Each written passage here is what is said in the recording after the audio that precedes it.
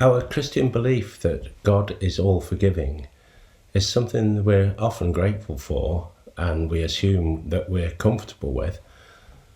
But I've found that when people start to look more closely into it, it's something that actually causes more arguments and has more suggestions going into God's in tray, telling him what he should and shouldn't do, who he should and shouldn't forgive, than anything else. And nearly every time people think God needs to be a little bit more cautious, a bit less generous, not be quite so quick or be quite so unconditional with his forgiveness. And of course, people often includes me. It's always struck me as amusing that even people who don't believe in God can get very angry about just how forgiving he is. This shouldn't be too surprising if we think about how much opposition Jesus faced for telling people your sins are forgiven, and for his readiness to mix with sinners. I would say that it was Jesus preaching and demonstrating God's forgiveness that was one of the main reasons why the authorities wanted to get rid of him. Eating with and befriending tax collectors, prostitutes and other unworthies challenged lots of the purity laws and the systems that meant these people were to be excluded and avoided. In challenging these ideas, Jesus' understanding of God's forgiveness not only shook the established way of doing things, it shook to the core people's understanding that their way was actually based on God having a punishment and reward system, so it shook their understanding of God.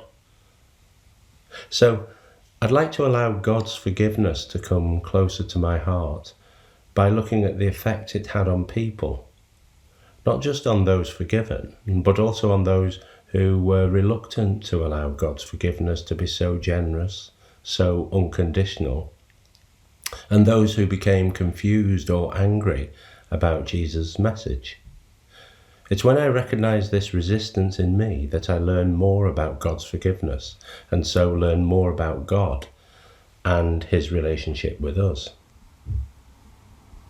In Luke's Gospel, there are 3 parables that Luke puts together that emphasise just how lavish God is with his forgiveness. The first is the parable of the lost sheep, the one about a shepherd who has 100 sheep, but one has gone missing. But Jesus only gives us this start to the story. The rest has to be filled in by the audience because he asks 2 questions. Which of you would fail to leave the 99 and search for the missing one until he found it? And the follow-up question is, after the sheep has been found, would the shepherd not joyfully take it on his shoulders, bring it back and invite all the neighbours to celebrate? Rejoice with me, I've found my sheep that was lost. When Jesus told this parable, the tax collectors and sinners were crowding round, and on the fringes, Pharisees and scribes were complaining that this man welcomes sinners and eats with them. And eating is a sign of real and meaningful friendship. And the parable of the lost sheep is aimed at them. It's an answer to their complaints. So when the Pharisees and scribes heard the question, which of you would leave the one sheep? Their complaint about Jesus means they could only answer, we would. They would no doubt say that the sheep aren't a good example because the people that Jesus is befriending, they're not sheep, they're people who chose to be lost. But I'm coming to the people themselves and sinners with the prodigal son. The question I'm left with from the lost sheep parable is, isn't it a bit over the top? I don't mean the fact that the shepherd spent so much time on one sheep, though I dare say someone with an eye to the balance books would say 99 out of 100 isn't a bad return. But God clearly doesn't go by percentages. Every one of us is precious to him. And I like that. I can understand the shepherd feeling pleased and relieved to find his sheep, but Jesus doesn't leave it there. The shepherd goes round to his neighbours and says, I'm having a I found my sheep party and you're all invited. And if we keep the setting in mind, Jesus sitting amongst the tax collectors and sinners, this is a real challenge to the Pharisees and scribes. He's saying, look, I've found these sinners. They're not lost anymore. We're having a party. Do you want to come and join us? Somehow, I don't think they'll need to fetch many more chairs and plates. But to be fair to the Pharisees, this issue is more complicated than the lost parables. There's the lost coin that follows on from that. It's more complicated than these two parables make out. They both finish with the conclusion there will be more rejoicing in heaven over one sinner repenting than many upright people who don't need to repent. Well, that's all very well, but the people Jesus are befriending aren't poor sheep who've wandered off because they don't know any better. Some or many of them have deliberately walked away, and some of them will be very unpleasant people who've led disreputable and corrupt lives. They will have caused a lot of trouble and pain to ordinary people. It's easy to go along with God being generous with those who couldn't help getting lost. But what about sin? I'm sure the Pharisees and scribes would say, we know that God takes sin very seriously. And they could accuse Jesus of being too easygoing, that his enthusiasm and emphasis on God's forgiveness is all very well, but couldn't they say that what Jesus actually seems to be saying is, don't worry about sinning, God will come and find you and all will be forgiven? That's just as common an accusation today when people in the church worry that they don't teach about sin anymore. People think they can do what they like and it doesn't really matter. If you just let people off, they'll never learn and they'll just take advantage, and so on and so on. But that would be an unfair criticism of Jesus. In the parable of the lost sheep, the focus was on God, not on the sheep. It's a parable that shows how generous God is, how he doesn't give up on anyone, and how he doesn't just accept someone who is sorry, he rejoices when someone repents and comes back to him. He deals with the other issues about sin and what forgiveness actually is in the parable of the prodigal son. And that parable shows that being generous in forgiveness doesn't mean being easy on sin. The prodigal son is one of the most well-known of Jesus' parables, but it's so often been tamed and reduced to being a story about a young son who goes off the rails, indulges in wine, women and song, and then comes a cropper, but dad is all forgive and forget, and they all live happily ever after. The son's sins go far deeper than wine, women and song, and the dad's forgiveness isn't a forgetting or a sweeping under the carpet. He didn't say, it's okay, no harm done, and they didn't all live happily ever after. In fact, the story doesn't have an ending, let alone a happy one. We're left with the older son faced with a decision, and he's just as important in the story as the wayward son. I actually think he's the one with the biggest problem. He may be the one who is the biggest sinner. The parable could also be called the prodigal father, because it's about how lavish the father is with his forgiveness. It could also be called the rigidly righteous son, because he thinks the father is wrong to be so forgiving. So let's get into the story with the warning, some listeners may find God's forgiveness distasteful and irresponsible. Jesus begins by establishing just how callous and rotten the younger son is. When he comes up and asks for his share of the inheritance, he isn't just being greedy or an impetuous youth. Obviously, he would normally take the inheritance when the father died. But if he was concerned about his father in his old age and felt that running the estate was becoming too much for Dad, and he wanted to relieve the burden so that his dad could have a dignified and peaceful old age, he could say, "Give me my share of the estate now, I'll take the reins." And another key point is that in farming communities and cultures, the inheritance actually skipped a generation. It would be given in trust to the son's generation to look after for the grandchildren's generation. It never actually belonged to the son. But this son takes his share of the estate and sells it, and within a few days he's off. Now, you don't sell a large piece of land by accident. It needs arrangement and negotiation. In other words, this younger son knowingly and deliberately sells what he is responsible for within the family, and he takes it for himself. He betrays his father and ignores his responsibility. This is made even more callous by the fact that he left for a distant country. So on top of turning away from the family, he's getting far away from his religion and his culture. To the Jewish audience, each of these would be unthinkable. So Jesus puts all three together as a planned, knowing act so that there is no doubt that this young man isn't just a bit misguided. He isn't just a hot-headed youth. He's someone who knowingly and deliberately turns his back on God, family, and responsibility. He couldn't be more guilty, more callous, more beyond the pale. And when he heads off for the high life, he's saying to his father, "There's nothing here for me. If I stay with you, life is about something else." And then, as we know, it all goes wrong. The money's spent and there's a famine. And he ends up in the gutter with no friends.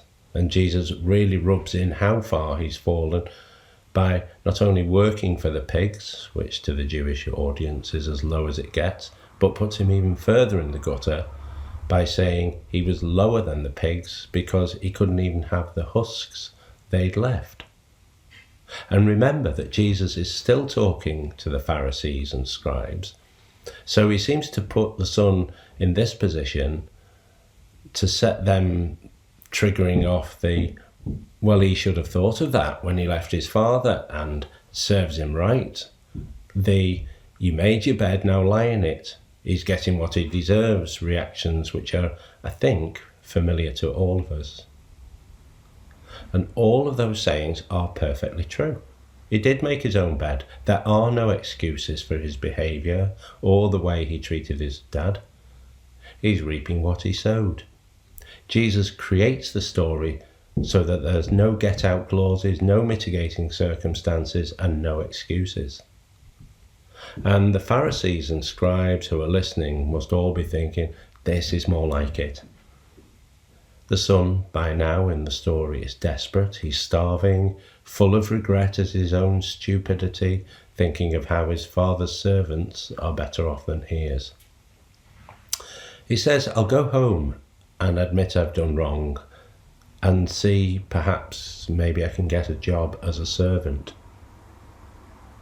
Notice that he doesn't for a moment think that his dad would want to have anything to do with him.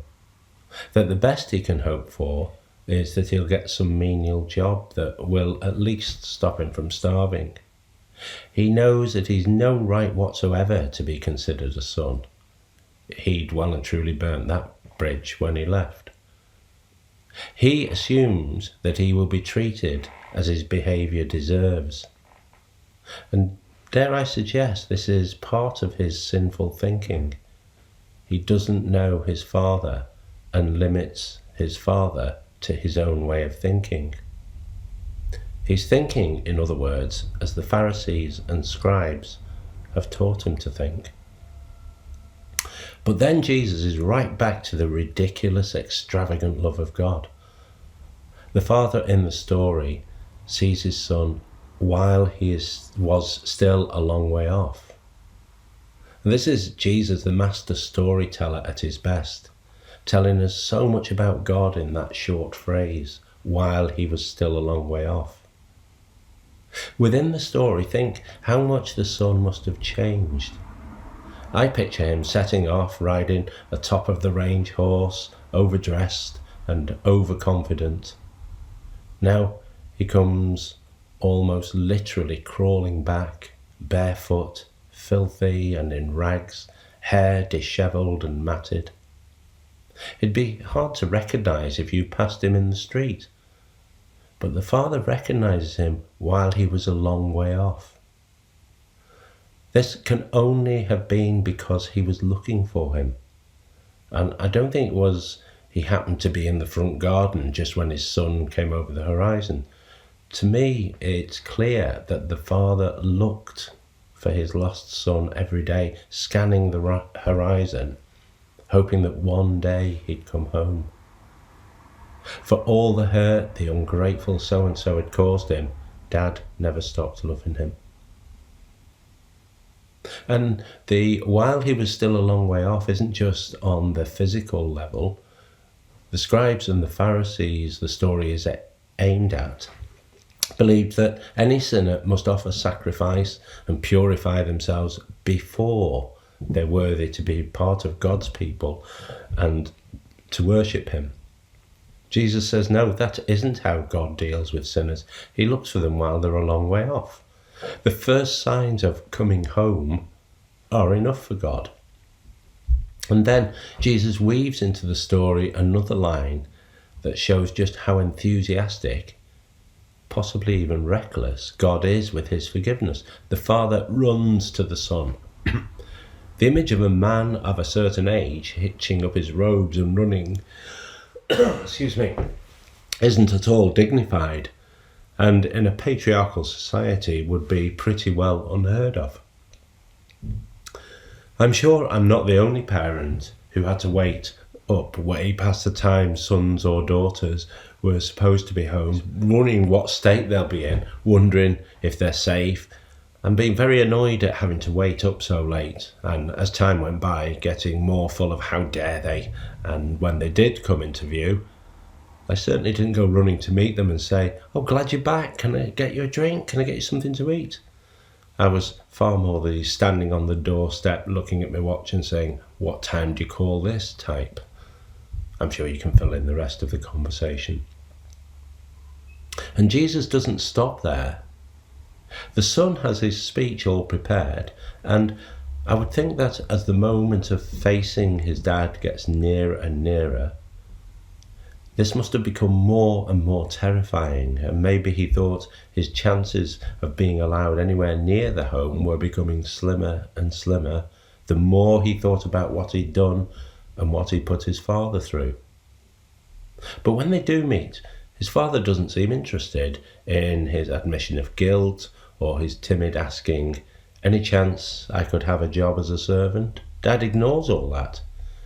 He hugs him, pig muck and other dirt notwithstanding, and then gives orders to his servant to bring some clothes. Again, Jesus carefully and very deliberately builds the story to show God's generosity.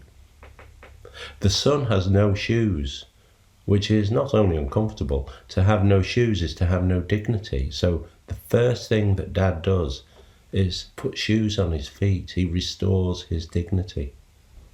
Then he puts a robe on him and a ring on his finger. Well, common sense would say that he needs a bath before putting clean clothes on him. But this is far more than a smartening up. The robe and the ring are what you would see in a crowning ceremony. The dad is treating his son like a king. He isn't just having his dignity back, he's installed fully as a member of the household. And he hasn't even asked, where have you been? What have you done with the money? His son's back and that's all that matters. Time for a party. Meanwhile, the older son is out working, doing his father's work to be precise. As he returns home, he can hear the party in full swing and finds out from a servant the reason for the celebration. And he's furious. He refuses to go in. So the Father comes out to him. It's worth noting how the Father goes out to meet both the good and the bad. And he tries to persuade the older son to come in. The older son could have said to his dad, "You've let him in after all these years, after all he's done to you. I've seen the pain he's caused you, seen you looking for him every day, and you let him straight back in. You're just being soft. Can't you see he's just using you? How do you know he won't do the same thing again? How do you know he's sorry? Because I know him and his sort. He'll never change. And he certainly won't change if you just let him back in with a party. You should at least make him earn his way back, make him prove that he's changed. And I hope you've made it clear that there are no more chances. One more step out of line and you're out. And so on, and so on, and so on. All very reasonable, sensible arguments. But the older son doesn't say any of this. He talks about himself. All these years I've slaved for you and never once disobeyed your orders, but you never offered so much as a kid to celebrate with my friends. I don't think I've met anyone who hasn't said, he has got a point, hasn't he? He's worked hard, not given his dad any trouble for years, and then, in his words, this son of yours, when he comes back after swallowing up your property, he and his loose women, you kill the calf we've been fattening. If I was to advise Jesus on a rewrite of the story, I'd have the younger son come out and let the older son tell the younger son what he thinks of him. And notice the language, this son of yours. He's no longer his brother. He's dead to him. But more important is his thinking. I said earlier that when the younger son was down and out, part of his sinful thinking was he didn't know his father and limited him to his own way of thinking. Well, here the older son is limited by exactly the same sin. He talks about how good he is and how hard he's worked and complains that he's had no reward. He says he's slaved for his father. And Dad says, all I have is yours, meaning, what do you mean I didn't give you so much as a kid? Everything I have is yours. I've given it already. Jesus leaves the story without an ending. The father and older son are outside, and the younger son is inside celebrating. So the scribes and Pharisees, who would know that they're the older son, have to decide whether they go in or stay out, whether they can share the father's happiness that the son was dead and is now alive, or whether they think he's dead. They have to decide whether the son was lost but is now found, so let's celebrate, or whether they say he's lost, once a thief, always a thief, etc. If they decide to go in, they'll have to stop saying your son and start saying my brother. The problem with the older son is he doesn't know he's loved. He thinks he constantly has to earn his father's respect, that if he keeps the rules and works hard, then one day he can hope for a reward. He spent all his time at home, but still doesn't know his father. So in this, Jesus is saying to the scandalized scribes and Pharisees, you don't know God. They have an image of him being a reward and punishment God. And I think that this is still common in all of us today. There are plenty of very reasonable arguments why the father shouldn't forgive immediately and so completely. I would throw in comments from the neighbours who might come to the party, good, respectable people who might worry that their children would get the idea that they can go off and come back. They might rightly point out that the son hasn't actually shown he's changed, that it's okay for the father to welcome him back, but please keep him away from our children. We don't want them mixing with the wrong sort, etc., etc. But all of this focuses only on what the younger son did. It's the language and mentality of you don't deserve, you've got to pay the price. Forgiveness has to be earned. But the father focuses on who the son is. He knows how bad he was. The father was the one who was betrayed. He was the one who watched every day, worrying what state his son was in, not knowing if his son even spared a thought for him. There'd not been so much as a letter.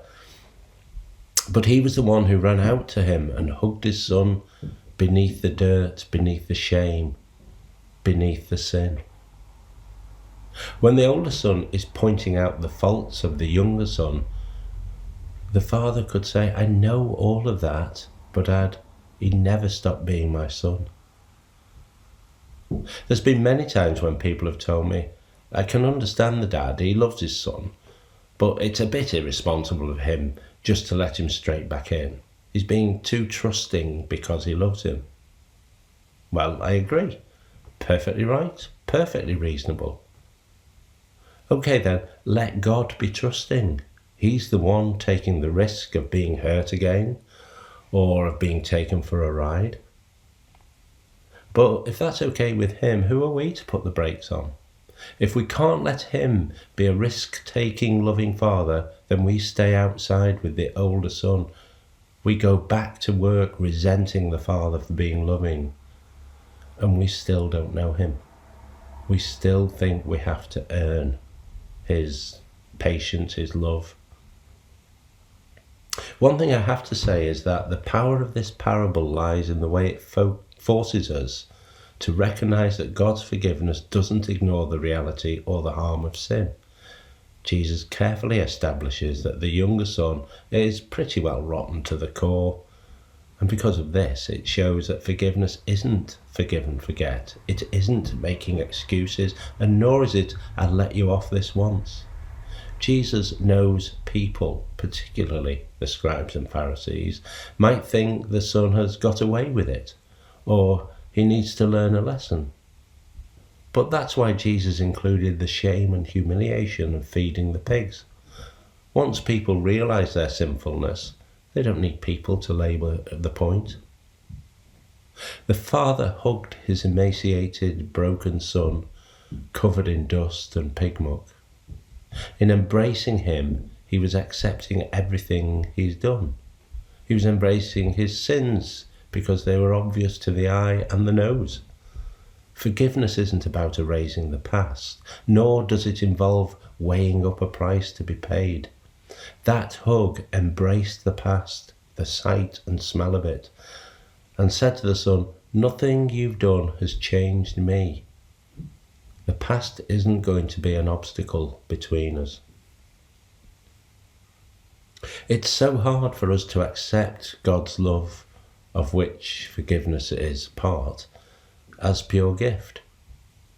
What the younger son tells me is that there is nothing I or anyone can do that would make God love us any less. What the older son tells me is there is nothing I or anyone else can do to make God love us more. The parable is the same challenge to us individually and as a church as it was to the scribes and Pharisees. Do you want to sit down and eat and drink with these brothers and sisters, or do you want to stand there and tell Jesus he's wrong? One example that I've used that shows how willing we are to trust God's forgiveness is the homepage of St. Anne and St. Bernard's website. If you haven't visited it, read the Whoever you are welcome section. The list of prodigals there is pretty comprehensive. I've used it in lessons and meetings to say, if Jesus had a church in mind, I think this is what it would look like. And then I reveal the people who are welcome bit by bit. It's important to read this honestly and note where you would draw the line and say, I'm not so sure about them. I found there are many different places where different people say they shouldn't be allowed in, or at least not yet.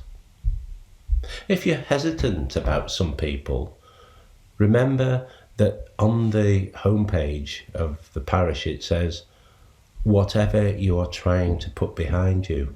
In other words, it's people who are returning home to God. And if you're hesitant, well, that doesn't make you mean or vindictive. It probably means that you're finding that level of love, that level of God's forgiveness, a little beyond what you are able to forgive. Okay, ask him for the grace. After all, he came out to the older son who was very reluctant. And when you're able to rejoice that all the lost sheep are home, if you're feeling brave, ignore the don't talk about religion and politics rule and say to people, both younger and older sons, this is what God's forgiveness looks like. Isn't it fantastic?